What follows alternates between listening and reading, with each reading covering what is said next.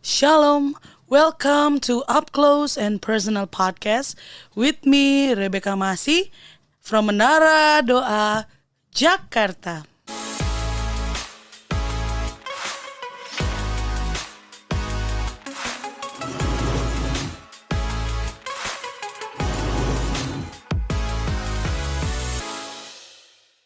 Ada satu ayat di dalam kitab Kidung Agung yang menyatakan karena cinta kuat seperti maut. Hari-hari ini kita mengenal istilah bucin gitu ya, atau budak cinta katanya. Saya pun pernah bucin sama satu orang selama bertahun-tahun gitu ya. Yang setelah berakhir gitu ya, saya pikir kenapa ya saya kok bisa sebucin itu sama orang gitu ya. Masih bersama dengan Ibu Elke Wijanarko. Shalom Ibu. Shalom Beka, shalom semua. Ya Bu, bucin ya Bu ya. Bucin. Seharusnya tuh kita bucinnya sama Tuhan ya Bu.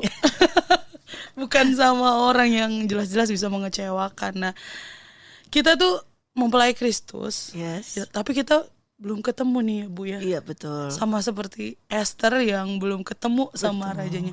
Terus gimana Bu kita bisa jatuh cinta sama Tuhan? Ya. Sebetulnya kalau kita membaca di Alkitab ya, mulai dari Abraham, kemudian Daud, semuanya, ya mereka juga tidak bertemu dengan Tuhan loh. Mereka tidak berjumpa dengan Tuhan Yesus ya. Hanya ketika Tuhan Yesus lahir di dunia di Galilea ya, itu perjanjian baru. Dan itu beberapa saat itu saja di situ. Tetapi orang-orang yang sebelumnya seperti Abraham, Daud kita juga mengenal cintanya Daud kepada Tuhan itu luar biasa ya. Sampai Tuhan juga mengutip juga di ayatnya dari Mazmur yang dia sampaikan ketika dia membersihkan bait Allah ya. Dia berkata bahwa cintaku akan rumah itu menghanguskan aku. Nah itu adalah perkataan dari Daud ya. Begitu dia mencintai rumah, padahal dia juga belum bertemu dengan Tuhan. Ya. Untuk bisa mencintai Tuhan sebetulnya kita tuh tidak harus face to face bertemu dengan Tuhan ya. Karena kita ini ini harus kembali lagi, Beka. Mau nggak mau kita harus kembali lagi back to the Eden ya, return to the Eden. Bagaimana Tuhan Allah itu yang lebih dahulu mencintai kita, mengasihi kita. Kalau Tuhan Allah Bapa itu tidak mengasihi kita, tentunya kita ini hanya seperti patung begitu saja. Ya.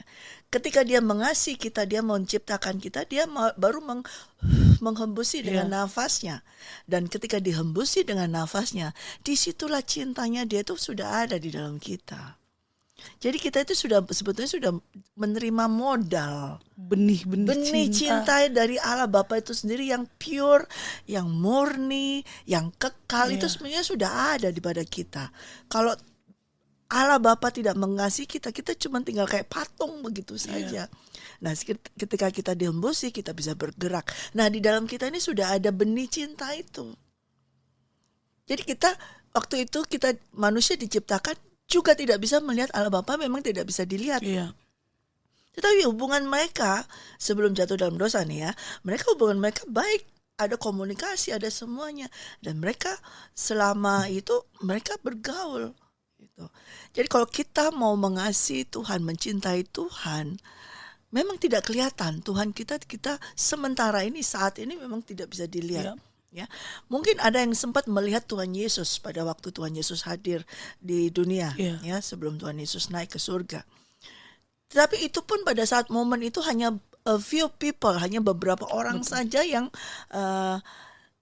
menjalin hubungan dengan Yesus. Bahkan banyak orang yang menolak dia. Ya, baru setelah dia naik ke surga dan Roh Allah, Roh Kudus itu kembali dicurahkan. Nah itu kembali lagi muncul seperti waktu kejadian itu, Roh Allah dihembuskan lagi.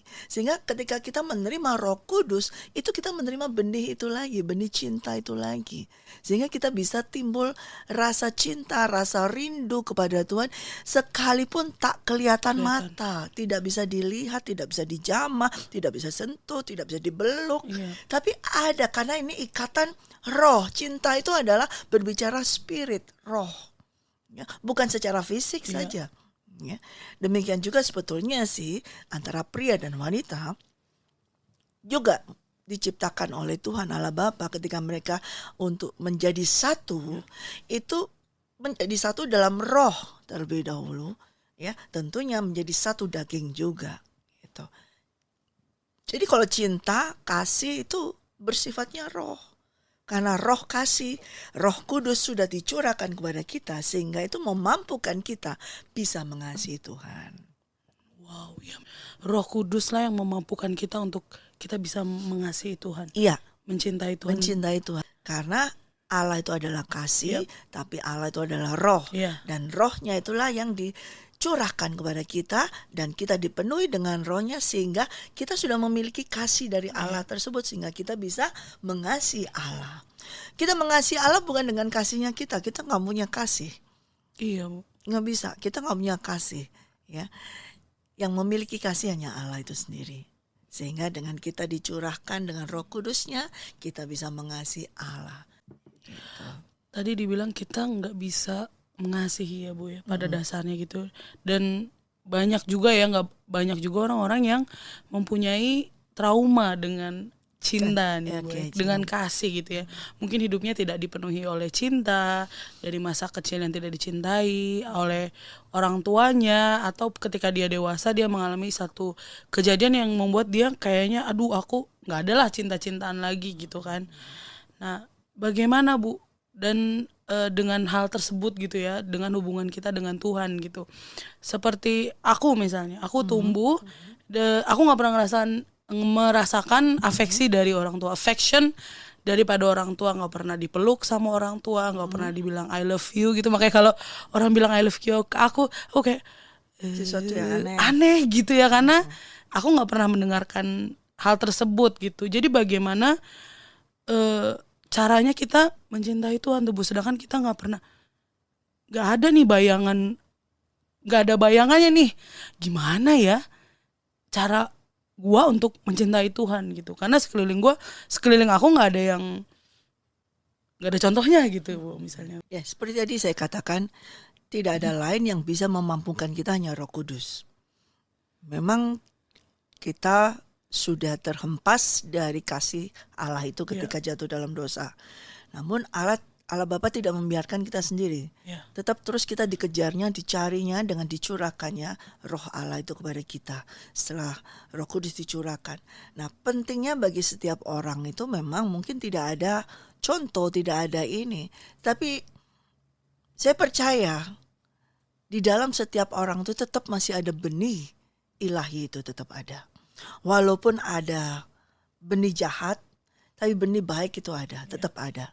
Dan ketika seseorang itu sadar bahwa dia ini butuh kasih, butuh cinta, dan dia tahu kemana sumbernya dia mencari cinta itu bukan kepada manusia, ya, sekalipun manusia itu mungkin bisa langsung memberikan efek ya daripada kasih tersebut ya, tetapi itu hanya sementara ya. Dan dia tahu ini, maka dia akan ada suatu longing di dalam hatinya, kerinduan. Dan itu saya percaya itu berasal dari Tuhan juga, dan Tuhan akan tangkap itu. Dan ketika dia memiliki kerinduan seperti itu, Tuhan akan tangkap dan Tuhan akan curahkan lebih lagi. Dan saya percaya seseorang itu akan diberikan suatu hikmat bagaimana dia untuk bisa mengenal Tuhan lewat Roh Kudus itu lebih lagi. Ya. Kalau kita hanya berdasarkan dengan yang kelihatan, wah karena orang tuaku meninggalkan aku, karena ini meninggalkan ini. Nah, itu memang sih adalah rencana iblis untuk selalu memisahkan kita dari Tuhan. Dengan menunjukkan kepada kita keadaan sekeliling kita nih begini loh. Lihat tuh, semua orang pada ninggalin kamu semua seperti ini. Ya, kamu juga berarti kamu sendiri, kamu tidak ada apa. Nah, itu akhirnya menjadi semakin terpuruk seperti itu. Tetapi saya belajar juga dari Daud ya. Seorang Daud ini luar biasa. Dia juga pernah mengatakan bahwa sekalipun ayah ibuku itu meninggalkan aku, tapi Tuhan ini tidak pernah meninggalkan aku. Ya, dia tahu itu kebenaran itu. Nah, untuk itulah kita ini harus tahu lebih lagi kebenaran itu. Ya, orang lain yang di dekat kita bisa meninggalkan kita, BK. Termasuk orang tua kita, keluarga kita. Tetapi ada satu yang tidak bisa meninggalkan kita, yaitu Tuhan. Karena Tuhan ada di dalam kita. Kalau orang lain itu di luar kita. Ya, sekalipun orang tua yang melahirkan kita itu ada di luar kita, pasti suatu saat akan meninggalkan kita, entah itu dengan meninggal atau dengan apa, pasti kita akan kehilangan seseorang tersebut. Tetapi kalau Roh Allah itu ada di dalam kita dan kita tidak akan kehilangan. Saya membaca itu di dalam yang Tuhan ini kan di Daud ya. Iya. Daud di dalam Mazmur 27. Ya.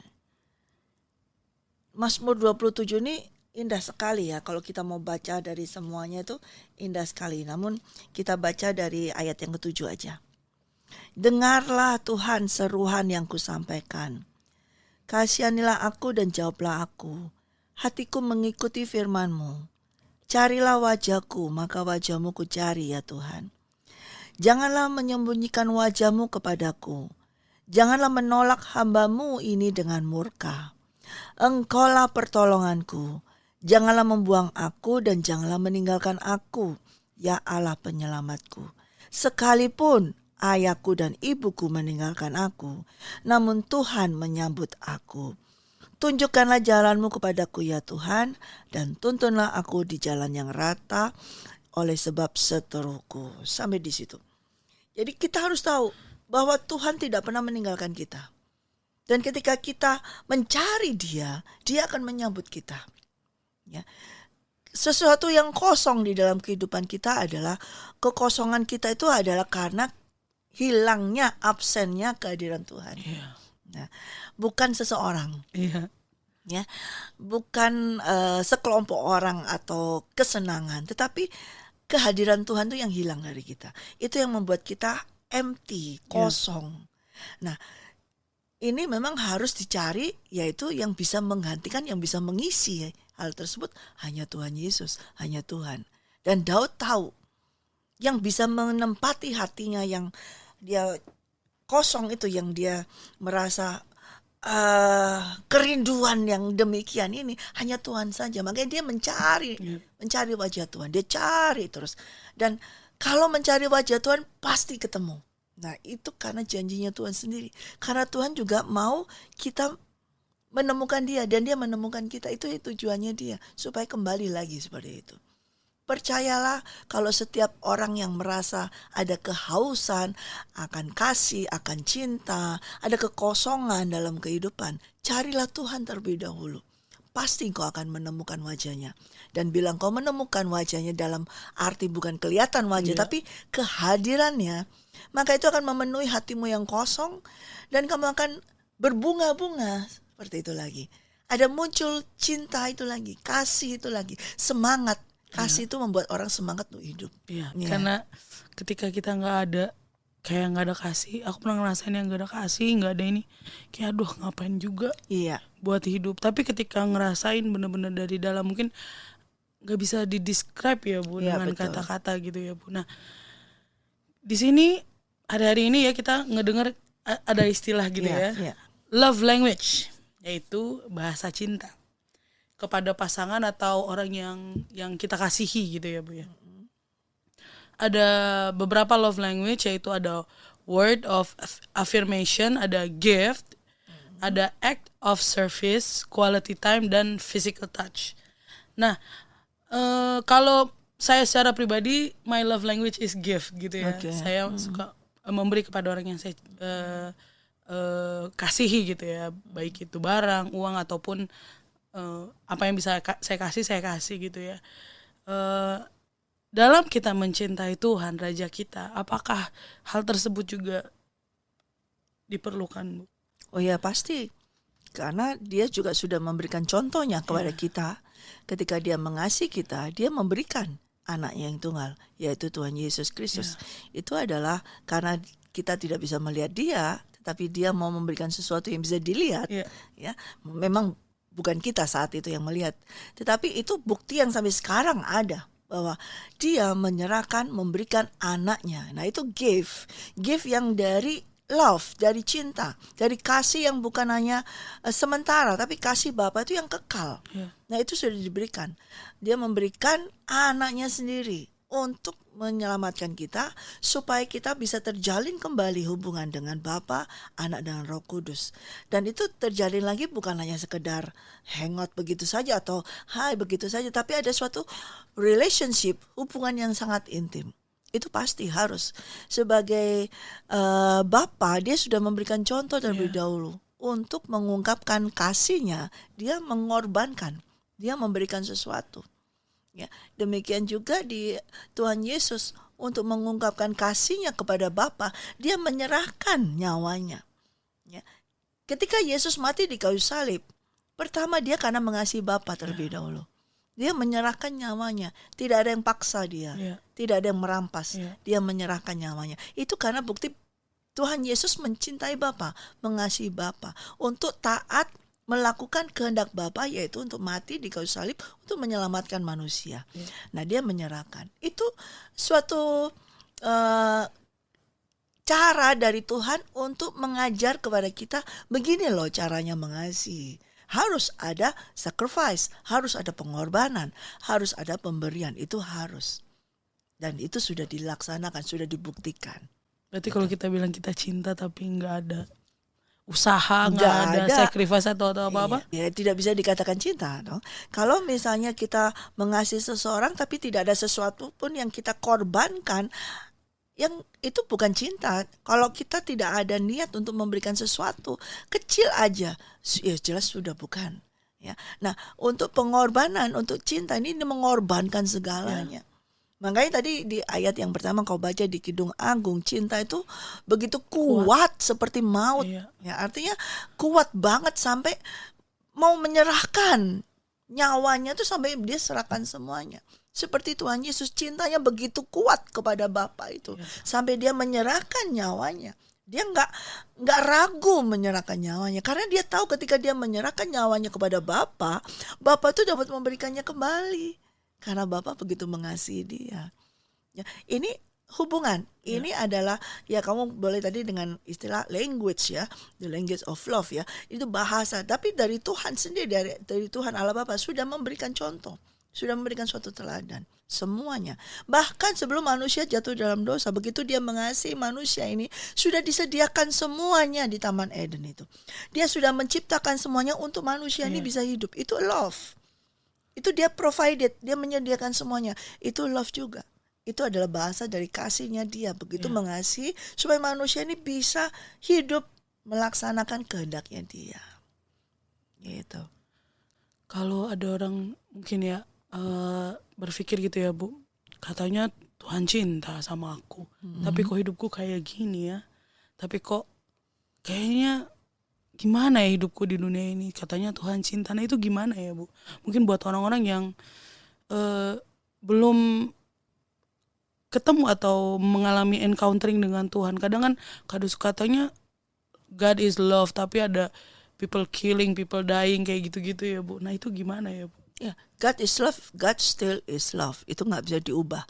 Tuhan Allah Bapa itu adalah kasih, itu tidak bisa mengubah, dan kasih itu adalah menjadi cirinya dia, menjadi identitasnya dia, itu nggak akan bisa diubah. Nah, masalah ada orang yang jahat segala macam itu karena akibat daripada dosa, daripada iblis.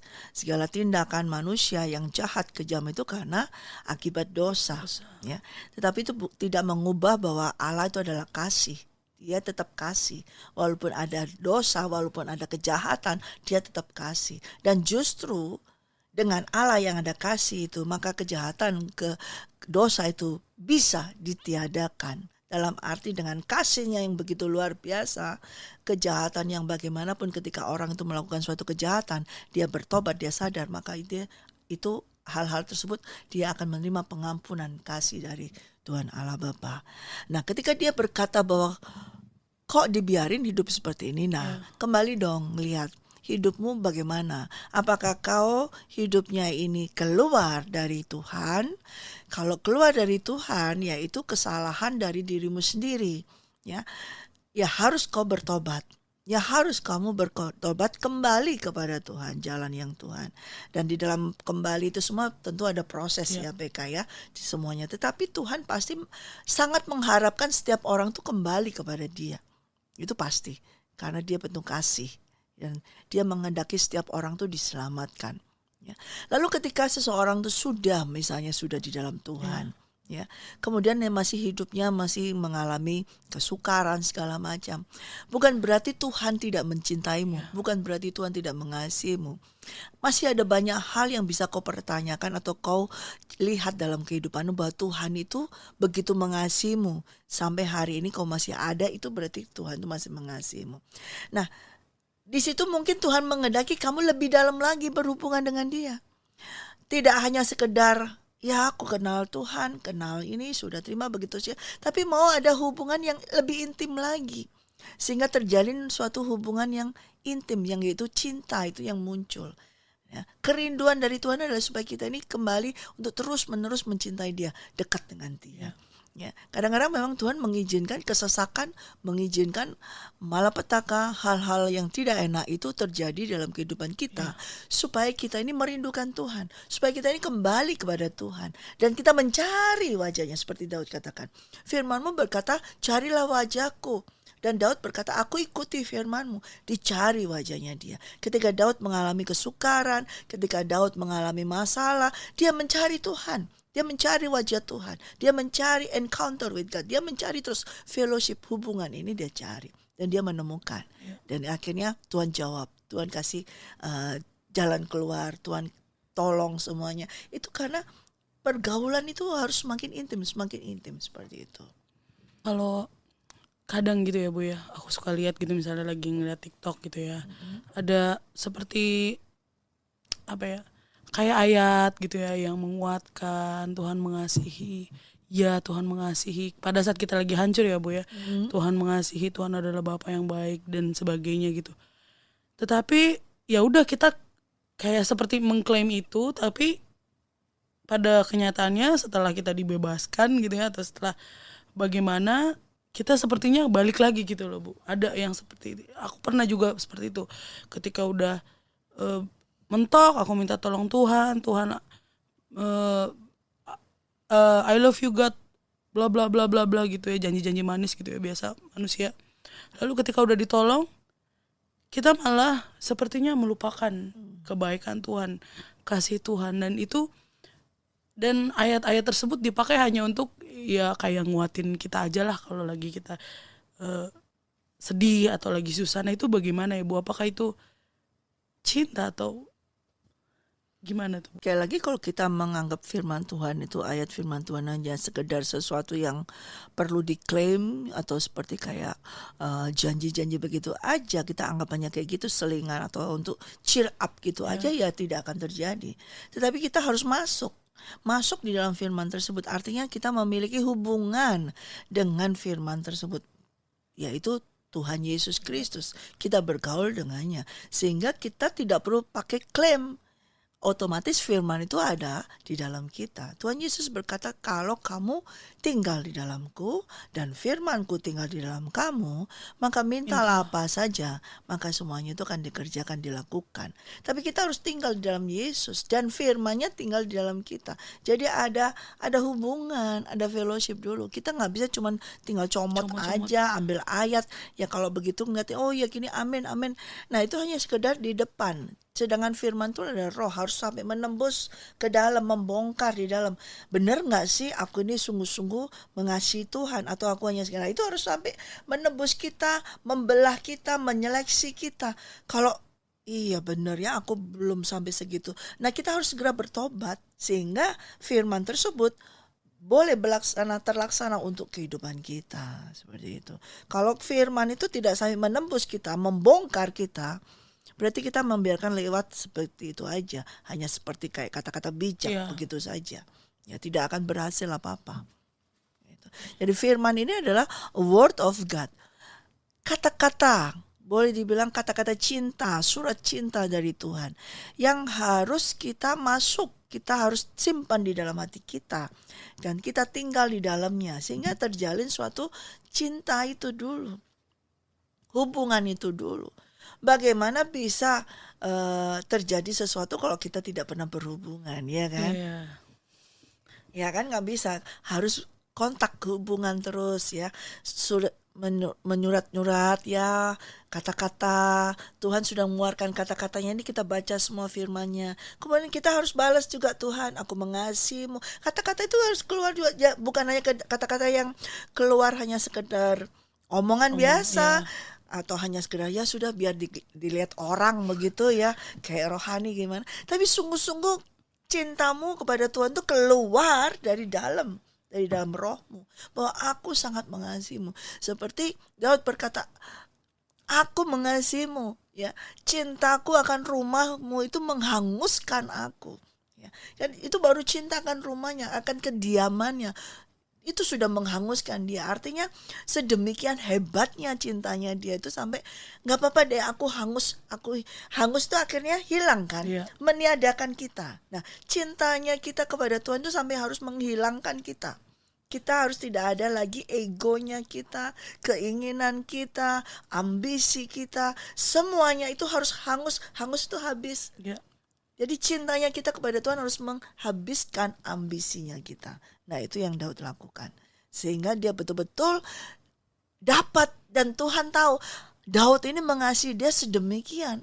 Dan Tuhan langsung memberi dirinya untuk didapati, untuk dia bisa dapat nih aku nih seperti itu, dan mendapatkan langsung jawaban seperti itu gitu. Karena memang kalau dalam kekristenan itu adalah hubungan ya Bu. Hubungan itu yang terpenting. Tuhan itu yang terpenting, komunikasi. Ya. Dalam hubungan itu udah pasti harus ada komunikasi. Harus dong. Dan dua arah ya Bu. Ya, kalau nggak bisa dua arah. Kita terus Tuhan tolong aduh gitu ya. Tuhan, aduh Tuhan gitu. Kita bahasanya kita loh, aduh tolong Tuhan, aduh tolong Tuhan gitu seperti itu ya. Nah, kapan kita kasih kesempatan Tuhan berkata ya? Nah, itu bukan suatu jalinan hubungan. Kalau dua orang pun, kalau misalnya hari ini ya kita lagi ngomong, BK bicara terus atau saya bicara terus, apakah itu suatu namanya pembicaraan dua arah? Kan nggak ada. Itu jadinya kayak apa? Jadi satunya diam, satu diam, nggak bisa. Dalam hubungan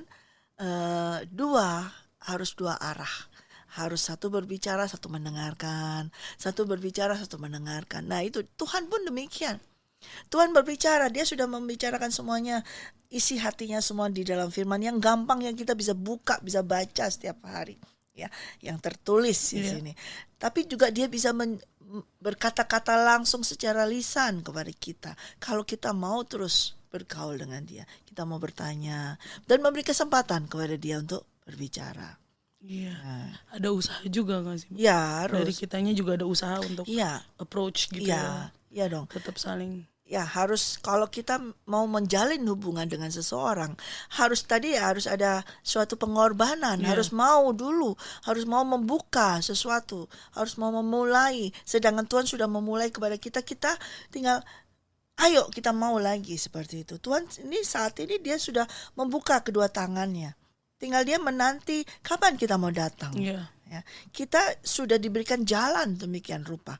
Kepada setiap manusia semua sudah ada jalan terbuka, yaitu Yesus Kristus. Melalui Yesus Kristus dia berkata, akulah jalan, kebenaran dan hidup. Sudah ada jalannya. Tinggal mereka jalan masuk, nah sudah bertemu dengan Bapa, dengan Anak, dengan Roh Kudus. Hanya simpel begitu saja. Simpel ternyata ya Bu. Mencintai Tuhan dan dicintai Tuhan itu ternyata sangat simpel. Sangat sederhana. Iya benar ya. Kadang kita manusia mikirnya, wah, udah kayak benang kusut gitu ya, dengan istilah-istilah yang kadang. Kamu pasti berpikir bahwa dia tuh jauh banget, gak kelihatan ya. Nah, jangan lupa dia ada di dalammu. Siapapun kalian, siapapun saudara, sudah menerima Tuhan Yesus atau tidak, percayalah, Roh Allah itu ada di dalam kamu. Karena kamu ada hari ini itu karena benih ilahi. Ada benih ilahi. Sekalipun kamu menolak Yesus Kristus, sekalipun kamu tidak percaya kepadanya, tetap kamu ada ini karena benih ilahi itu. Dan ada, sedikit ada di dalam dia, ada di dalam kamu. Dan ketika kamu mencarinya, jangan cari keluar, cari ke dalam. Betul. Dan katakanlah, Tuhan, di mana Engkau? Aku mau berjumpa, aku mau bertemu dengan Engkau. Dia akan keluar. Iya, betul, luar biasa banget. Terima kasih, Ibu. Terima kasih. Aku belajar banyak nih hari ini tentang Puji cinta ya. Tuhan. Kalau kadang mikirnya tuh jelimet gitu ya, bikin apa dengan istilah-istilah ternyata sesederhana itu. Iya, lah sederhana itu. mencintai Tuhan. Sekali lagi terima kasih, Terima Ibu. kasih Beka. Saya percaya setiap kita diberkati oleh hari ini. Sampai di sini dulu podcast kita pada hari ini. Terima kasih untuk support Bapak, Ibu, saudara-saudari sekalian.